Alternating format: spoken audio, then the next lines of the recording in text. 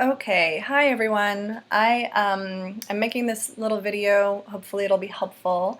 I have run into the same technological problems over and over and over again with my various students who are all on different devices. So I thought I would just try to cover answering some of the same questions people are running into and just, try to keep it basic.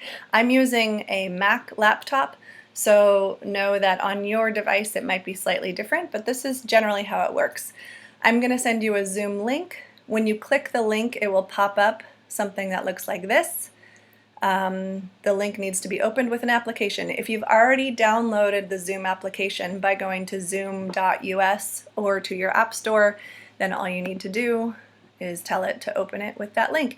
And you can always click that so that it remembers that choice for future Zoom meeting links. Then it's going to open that in your Zoom app. There you are. So now I'm in a one-person meeting. You do want to join with video if it gives you that option so that I can see you. And then there's different options for audio. Sometimes if your computer doesn't have the capacity for audio, you can call in using a phone number. So if the link system doesn't work for you, that's kind of a separate issue. Talk to me about it and I can tell you what I know about how to dial in from a telephone. So right now I'm in the Zoom meeting and you can see it. I can still see the rest of my computer around the meeting. So this leaves potential for me to do something accidental, like click on it and all of a sudden it looks like I've lost my meeting. So what I recommend you do first is go to making this a full screen situation. So there's a couple ways to do that on my computer. One is this little box right here. If I put my mouse over it, it says enter full screen, and then it's taking up your whole view, and you're not going to accidentally click on something else. I'm going to exit that so I can show you the other way of doing it. If I'm not in full screen yet, I can see this little toolbar up at the top. If I'm on Zoom, if I'm clicked on Zoom, then Zoom US will be the first thing that you see. If I'm not clicked on it, it'll show you something else here. So you want to be selected on Zoom, then it gives you the option for meeting. If you click on meeting, you can go enter full screen, and there you are. Okay, so another thing I want to show you is how to make your microphone louder, because that seems like a very important thing to know. So this is a good thing to know. This little microphone icon, for me it's at the bottom left-hand corner. For you it might be somewhere else, but it should look more or less like that. If you click on it, it will mute your voice. So you can still hear me because I'm recording the whole computer, but if I need to hear you through a Zoom meeting, then you need to unmute. So knowing how to mute and unmute is important. You can stop and start your video. So if I stop my video, it's just my little profile picture. If I start it, you can see me again. And then next to these icons are these little carrots here. The carrot next to the microphone is the one you want. If you click on this little carrot, then you get all these choices, and the one you're looking for is audio settings. So I'm going to open audio settings. That opens a whole bunch of stuff. On mine, it automatically selects audio to start with. These are all your different Zoom settings, but we're looking at audio settings. And then you can see the microphone it's using is picking up my sound, and it's identifying how much sound it's picking up. It's automatically adjusting my microphone volume, but if I uncheck that so I can manually adjust it, then I can turn my microphone down or up. And probably for all of you, the only thing you need to worry about is turning it up, so that I can really hear you, even if you're, a few feet away from your computer. If you can just turn it all the way up and see how that goes. Don't recheck that or it will change it again. Just leave it up.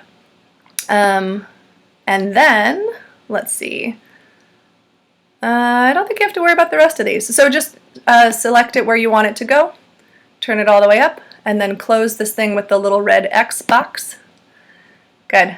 The last thing I want to show you is how to view in different ways. But I'm realizing I probably need more than one participant in order to do that. Let me see if I can show you that. That might have to be a separate video. So that's it for lesson 1. Okay, bye. All right, cool. So we're back. with a second participant so you can see some different, yeah, there's David. So you can see, currently I'm in speaker view.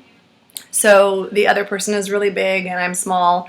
And sometimes what speaker view will do is it'll toggle back and forth between who it thinks is talking, which means that if David scoots his chair back and makes noise, yeah, sometimes that will pull visual focus in Zoom. So I think speaker view is a little challenging if you're trying to like stay with what the whole group is doing, or even what the teacher is doing. So I'm going to switch to gallery view, where David and I are now the same size. And if we had 20 or 40 people, we would be in smaller and smaller boxes. At some point, depending on the size of your screen, it's going to switch to multiple screens and you can swipe between them to see everybody.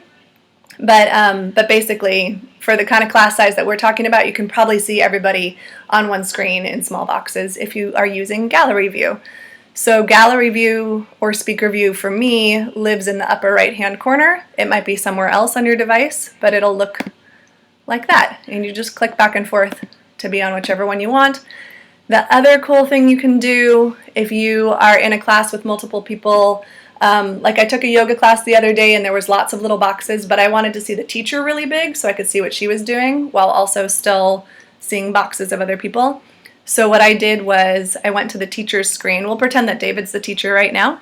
And this little blue box with the 3 dots in it is what you're looking for. If you click on that, it will give you the option to pin video. You might not see all these other options I have. That's because I'm hosting the meeting. But if you click on that, you should at least be able to pin that video. And then even if other people are making noise, David's box would stay big. And so if you were watching a yoga teacher or somebody do a bunch of stuff that you wanted to see big, that would be the way to do that. Okay, I hope this helps, and let me know if you have basic questions that I can walk you through. Okay, thanks David for helping. You're welcome. Okay, bye. I'm going to end the meeting now.